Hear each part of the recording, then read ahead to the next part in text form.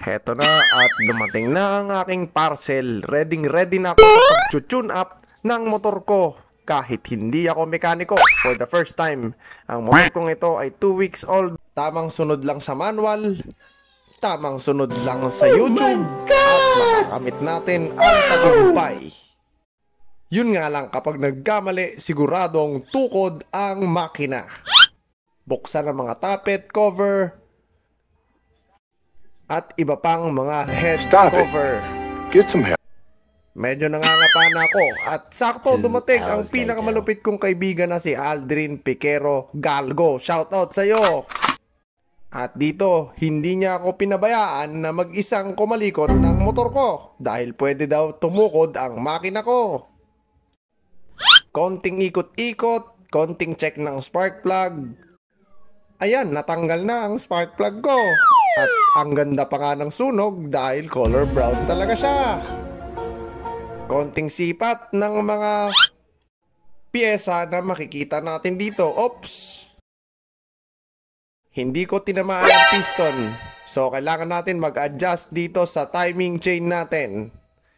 Kailangan ang letter T ay nasa taas. Kailangan muna nating i-timing bago i-tune up. Ayan, timing na natin. Gumalaw ang, hindi ko alam ang tawag doon. Basta yun na yun. First time kong binuksan tong brand new na to. At ayan na, ready na para i-tune up. Sundutin. 2 beses na yan! Pasok na. Naramdaman ko na ang presensya ng aking piston. Ready Magaling na kang ako at chinecheck ko din ang gap ng aking spark plug gapping. At bumili rin ako nito sa Shopee, pangontra. Pero parang di naman gumagana. Ayan, 0.10 para sa exhaust. At smooth naman. So hindi ko na binago. Parang binuksan ko lang ang makina ng motor ko nang walang dahilan. Ayan, sinukat na namin. At kung ano ay nasa manual, ganun din naman, smooth pa rin naman. So, parang ma-check up ko lang ng maayos. Okay naman ang mga gasket nito. At runong-runungan lang. Para next time, ako na lang ang mag-tune up neto. Siguro next time neto, karburador naman, tamang bangga lang sa pagsasara ng ating mga nut and bolts para hindi ma-lost thread. Par, nasa na yung kasama nyo, par? Alright. Eto na si Aldrin, bumabanat. Mini-make sure na tama ang gawa ko. Siya na yung nagtuturo sa akin kung papaano humawak ng tornilyo ng tama. Ganyan daw yon. Ayan.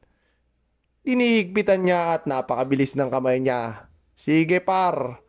Ayan. Tamang-tama lang ang timpla ng karburador natin. Air and fuel mixture. Sige, sa'yo na yan, par. Ikaw na bumanat. Okay, ikabit mo ang spark plug. Napakaganda pa. Dahil bago pa nga. Wala namang mga maluluwag na pyesa dyan. Wala na. Sige, banat. Start na natin. Baka tumukod na. Oh my Okay, God! one click lang mga tol. Wow! Mission pass na. Test drive muna. Alright.